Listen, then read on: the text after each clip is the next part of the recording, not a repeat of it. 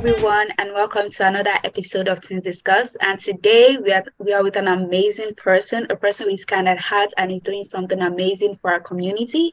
Here is Tressa from Rwanda, and she has started a small project that aims to reduce teenage pregnancy and end the period poverty. I don't wish to do the discussion, but I'd like to give the stage to her. Tressa, tell us more about you.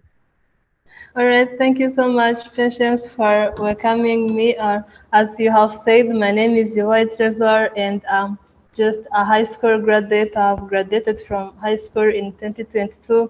I did physics, chemistry, and math, and right now I'm preparing to go to college. So, as you have said, I have tried to initiate a program called Here For You program to help women from rural areas and schools to get access to sexual and reproductive education and also to get hygienic materials. Because we have recognized that most of the times there are this problem where you find women from vulnerable families, they're not able to get hygienic materials like sanitary pads, and that makes them to skip some classes, and that's where their education starts to get affected. So I got an idea to start this project after COVID because most of my friends, they have dropped out of school due to early pregnancies, and that was something sad. I felt so bad for them, and I got an idea to do something that can help them, and that's where the idea of Here For You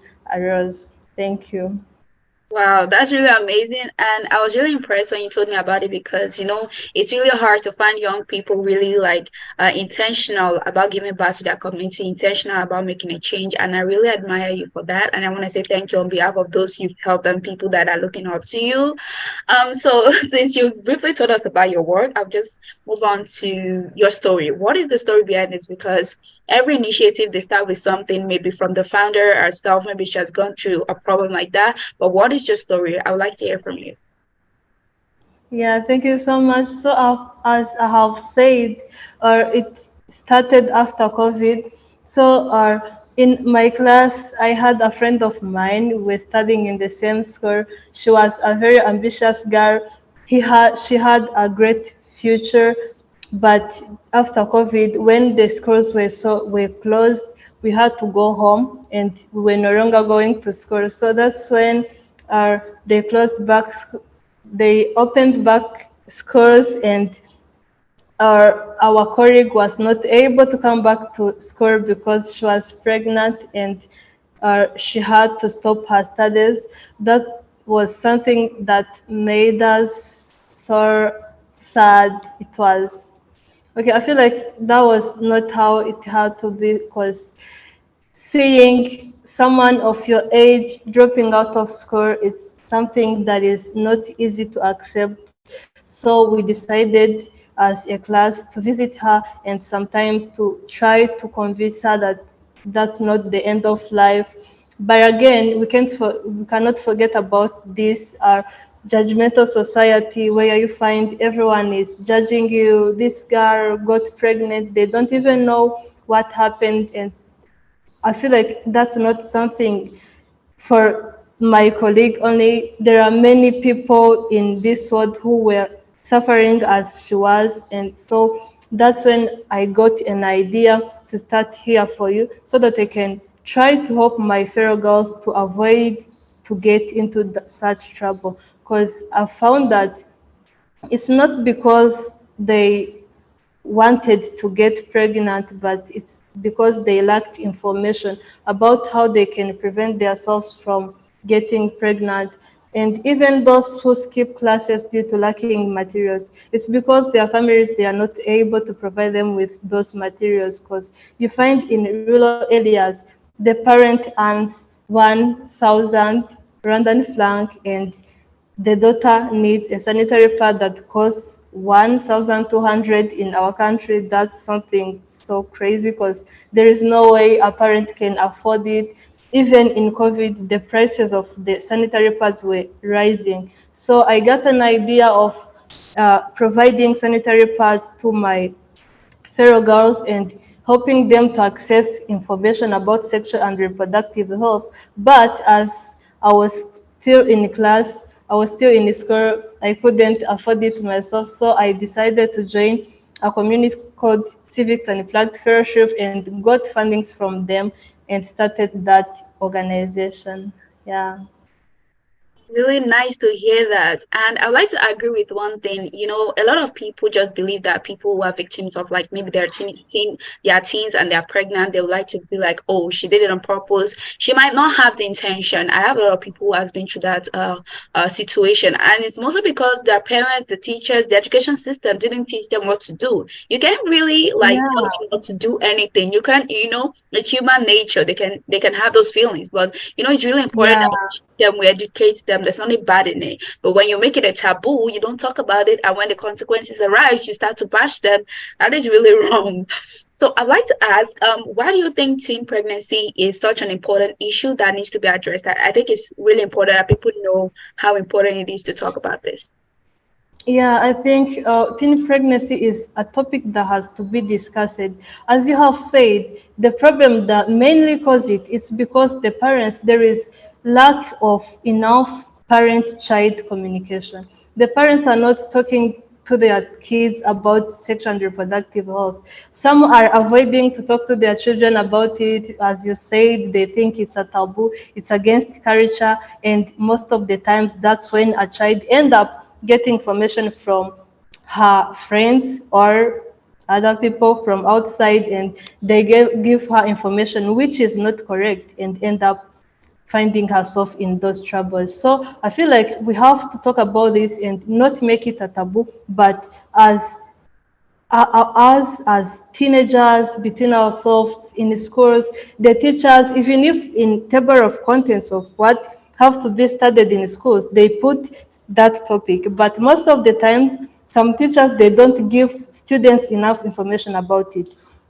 And as they don't do it, that's when the statistics start to rise. So in Rwanda, the numbers are so bleak. So I think this issue, it's not even in Rwanda, even in other countries, it's something that you find has to be talked about. It has to be found a solution for it because it's the numbers are rising, and the more it rises, the more it affects education of girls. So we have to talk about it and find something to do about it. Yeah. I definitely agree. We need to talk about it. I mean, some people just shy away from this topic, and I mean, shying away won't even solve the problem. It's only going to increase the problem. And when the consequences arrive, we won't know what to do. So it's really important that we help and we empower people that are actually involved in this. If we do not want to get directly involved. So thank you again for doing this. So we are glad Yeah. that the Street Bridge Foundation has joined us. In case you don't know, the Street Bridge Foundation are here for you. They work together to ensure that these young people are getting the support they need. So this question is directed to both the Street Bridge Foundation and Tressa. So what is the nature of the relationship between the both of you? All right. Should I start? I mean, the Street Bridge, anyone? Okay. Yeah. Let me go first. So, oh, hi, Haman. I'm glad to join you now. Representing the Three Bridge Foundation. We are very happy and very privileged that we get an opportunity to talk with teams, discuss, to say how able we are, to constructively contribute to our societies, and basically, on hard discussions, the topic of street kids in the school, the topic of, girls getting pregnancies, the topic that many people, I mean, the society tries to shy away, and then we standing up and admitting to the inevitability of them existing, but then also taking action. Thank you very much, and I'm proud to be in this very particular meeting. Yeah. Thank you, Haman. Thank you very much. Really love to see the mutual connection with both of you and the fact that you guys are working together, even though the mission of both organization is not directly the same, but you guys are just helping hand in hand. So that's great. How Yeah. have you guys been helping each other to achieve the mutual goals that we're talking about? Like you guys are totally different. How did you come to be? All right. So here is the thing. Okay, even if the names of the organization they seem not to be similar, but what we do it's kinda similar. Cause for us we help teenagers. For Street Bridge they help the street kids. So among those street kids, also teenagers, most of them are street kids. And most of the times, the street kids are those, they are more likely to face this problem of teen pregnancies than those kids who are in their families. So we work together as Street Bridge and Here for You. For Here for You, we help street kids, those teenagers from Street Bridge Foundation, to access the services that we give as Here for You, either getting sanitary pads or getting information about sexual and reproductive health education. So what we do is kind of similar, and that's why we merge together and we are working together now. So I think Haman can add something on it. Yeah. Thank you very much, and I like that you probably pronounce it all, and maybe the relationship between the Street Bridge Foundation and Here for You, and basically why we decided to merge together is that the same problem that affects many kids drop out of school, go to the streets. It includes, family lacunas, of which we probably believe that teen pregnancies is taking a lead. 60% of the kids in our program are girls. 100% of the kids in our program are below the age of 15. And it is very detrimental, or perhaps very adverse, when these kids don't have access to maybe life support in terms of social engagement. While taking the kids back to school is very important, and it's one of the causes of our organization, we probably believe that extended support to further follow up on how they are doing at school, in their families, but also most importantly in their sexual lives is very important in the contemporary world. And that is why we came to a point of understanding that we should merge with Here for You, and we are very proud of their support to our kids. I mean, our girls are very privileged to have you on the team, because they not only get an opportunity to go to school, but then they also get an opportunity to discuss about, girl issues, to discuss about sexual health, that it is shied away in society. They get an opportunity to get sanitary pads and sanitary materials, and I probably believe that it's a constructive match, and very proud and privileged to be merged with Here for You initiative. Thank you very much. Thank you, and I'm so happy to see that people are really recognizing the power of partnerships and collaboration. I mean, if more organizations around the world do this, that's why it's part of the SDGs partnerships to achieve those goals. Because you can see an organization that's currently doing something, and another organization going to do something, do it together, work together, and you can achieve a more, you can help more people. So I'm really happy that I'm seeing that. So this question is actually directed to the Street Bridge. I would like to hear from you. What steps have you taken, you guys? You said you'll be helping street kids. What steps have you taken in order to reach the goal of that organization? Thank you very much. And if you talk about the steps that we are employing or putting in place so that we can achieve our goal, then I would talk about the structure of how we work. And one of the very, or perhaps very important criteria we do is scouting the kid from ourselves, like for ourselves. So we basically scout the kid from the streets, and it's where we get to highlight like underprivileged, or maybe kids that have been made the scapegoats of every wrongdoing on the streets. We empathize with them, we sympathize with them, we share stories, we tell them who we are and how committed we are to supporting their cause of going to school and supporting them in their families. And that's step number one, meeting the kids and also connecting their families. But then from there, we take them back to school. But as they are at school, we think that that's not enough. We have to connect with their families, and that's when their Here for You comes in. That's when our program called My Hub comes in, where we then start training parents sustainable skills like soap making, like tailoring, like photography, like mechanics. I mean, it depends on the interest of the parents and where we see that it can generate revenue, for their families. But then still, that's not enough. We think that 60% of the kids in our program are girls, and they need extended support because they are vulnerable in the society we are living in today.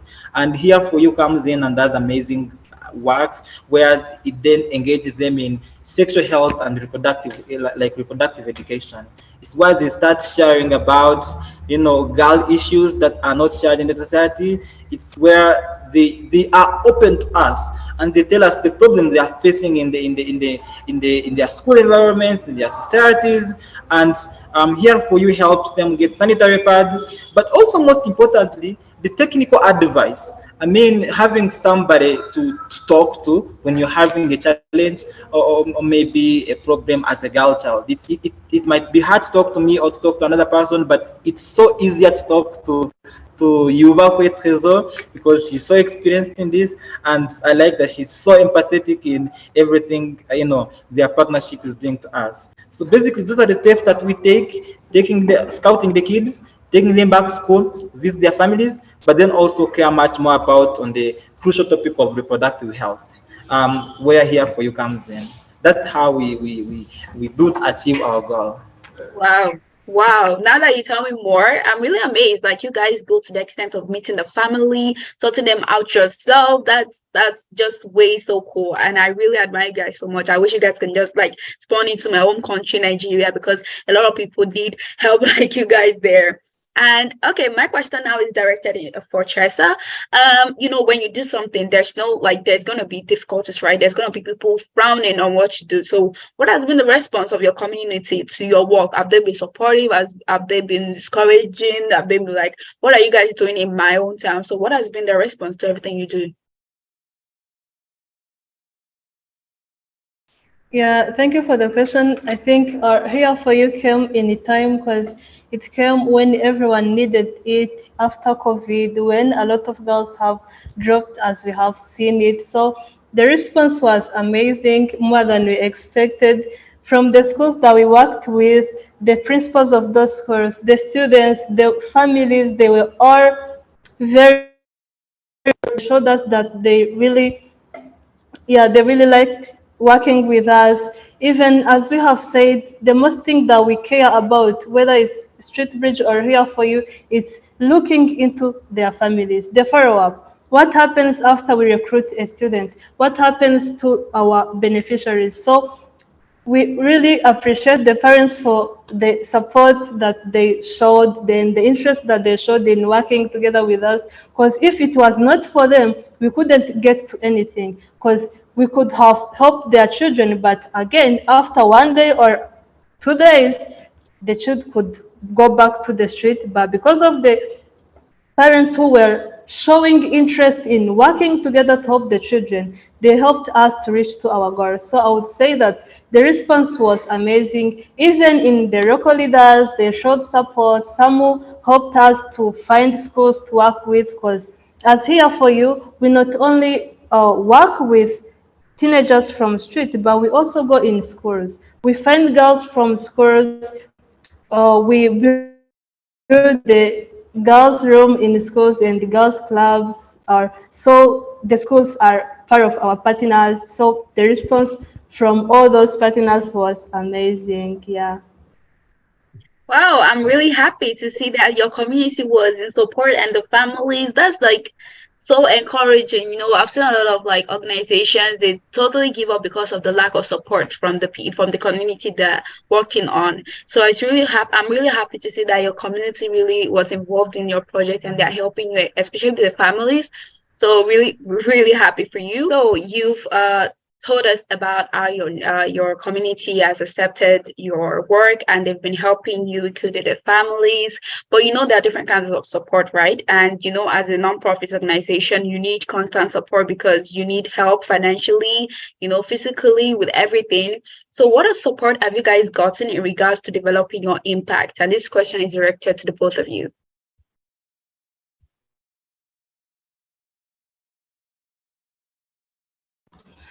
Yeah, all right. Let me go. Okay, I talk on behalf of Here for You. For us, at the beginning, we received help from one of organizations that I have mentioned called Civics and Plugged Fellowship. Yeah, it's an organization that helps young students from different areas of the world who want to make impacts in their communities. So we received the fundings from them, and that's when we went into some schools and started girls' rooms and equipped them with some materials. And we also started the Club of Girls, where we host someone who is nourished in sexual and reproductive health education topic to help us teach those students about that topic. So I think that's one of the help that we got. We also used to get help from some leaders of our country, like the Minister of Education, whenever we needed someone to host in order to teach those students about this topic. Our minister was there for us. He could help us work with nearby health centers and dispensaries to get someone to help us teach the students. Yeah. Really cool. That's nice. I really love the fact that you've received a lot of support from the minister, from the communities, from the family, and that's such a huge boost. And I'm so happy for you. So as an organization, I have my own organization as well. It can be really hard, especially if you're a young person, you're a teenager, because you're trying to like balance school, you're trying to stay committed, you're trying to do this, do that, and you get discouraged sometimes. And it's important to realize that, things will happen. You just have to find a way to come across it. So what are some of the challenges you face growing this organization?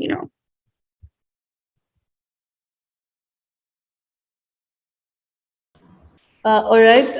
Personally, some of the challenges that I met, the time that I started here for you was the time that I had my national exam in 3 months. So it wasn't easy for me to prepare for the national exam, but again, coordinating all activities in here for you. I was in a boarding school waiting for my national exam. Sometimes I had to request for permission to go to visit some schools that we were working with.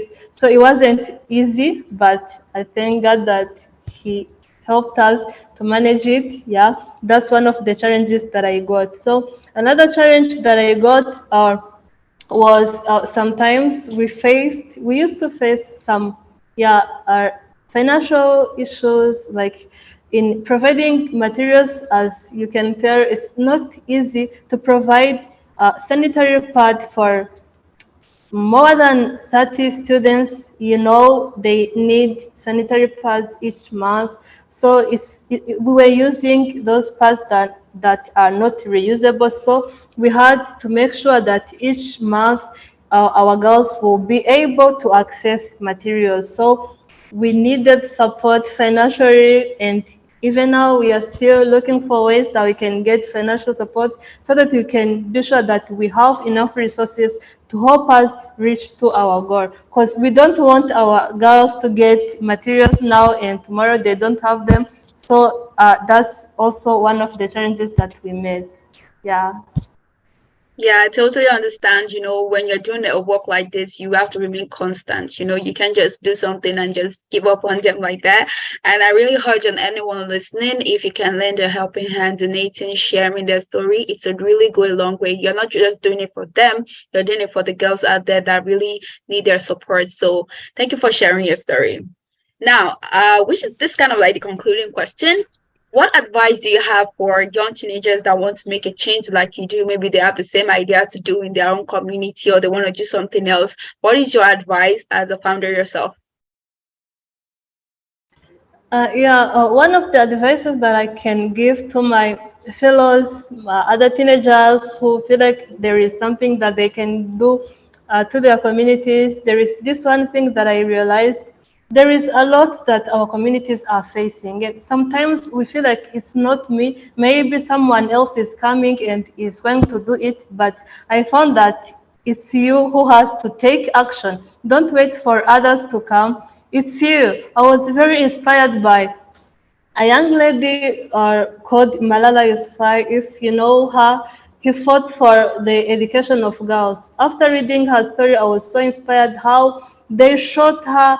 She met a lot of struggles, but she persevered. She took action. She made change at her younger age. I think it's 13 years, I don't remember, but she was so young. So it's not the matter of age or where you were born or who you are.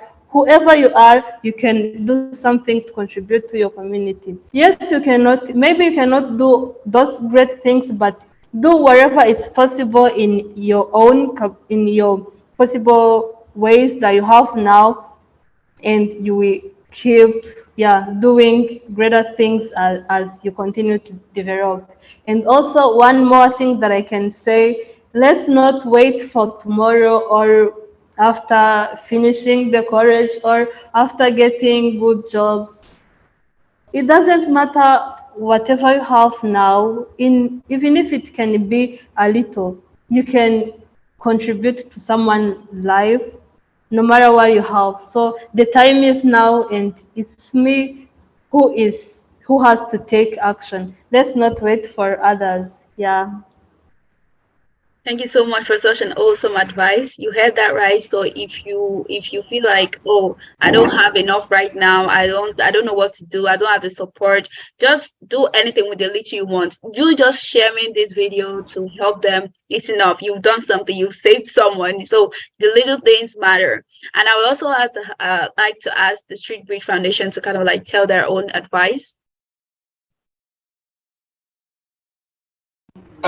Thank you very much once again. And that advice that I could give to the young students out there, or to the young people, the youth, who are really in dire need of making change in their communities, but then they are blocked by this narrative of passive thinking. Passive thinking is having ideas in the head, but you are not able to get out of your shell and implement those ideas.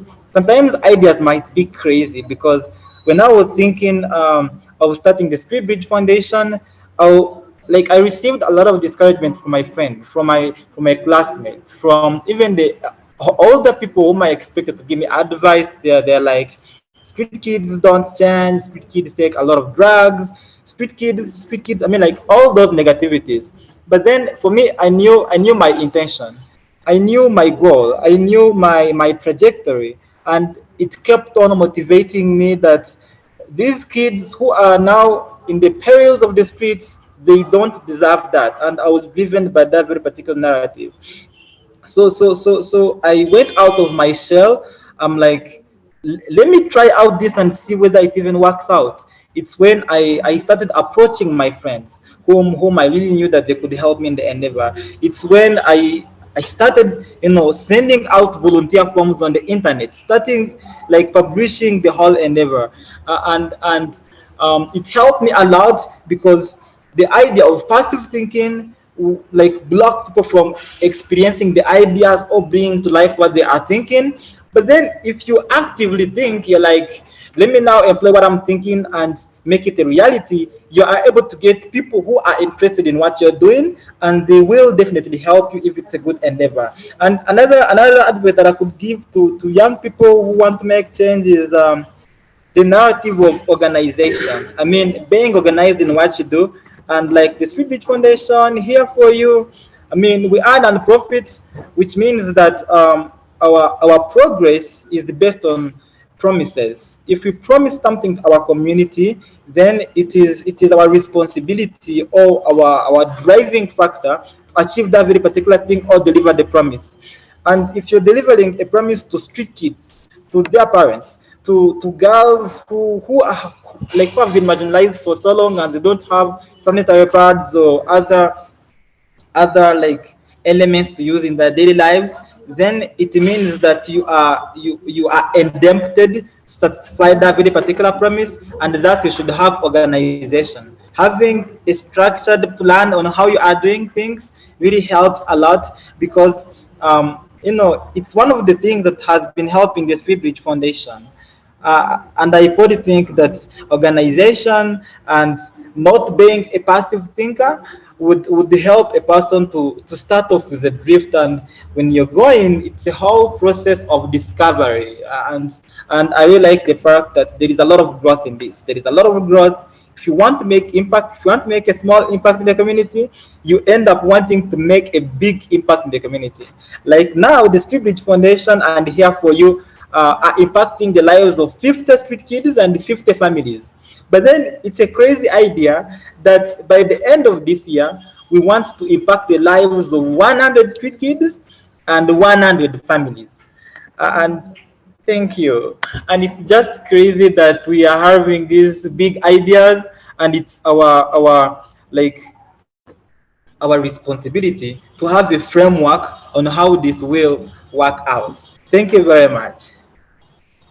Thank you very much. I'm really happy that you want to move ahead and even help more people. You see a lot of people when they help a certain amount, they'll be like, "Oh, maybe we should go less because I'm getting tired of this." But you guys want to go like much more larger, and I really applaud you for that. And also, I love your advice. Don't be a passive thinker. To be honest, now that you're explaining that, I think I was a passive thinker. I remember I would just think about the to be like, nah, I'm not gonna do that, not me. But now I think I'm now putting most of my crazy ideas into use. And I think there is no such thing as a crazy idea, to be honest. The person who developed the first phone, when everybody else didn't have great phones, smartphones, people probably think that was a crazy idea. The person who developed the airplane, the person who developed the laptop. A lot of people think they were crazy ideas. Like, why would you even think of such an absurd thing? And now we are using it today. Without it, a lot of us will be suffering. So I want to urge you guys, just like they said, don't be a passive thinker. Whatever you're thinking right now is gonna be huge one day. So don't give up on that, just like they said. And make sure that you grow larger. Don't just like try to like give up and just try to like they want to go from 50 families to 100. That's massive.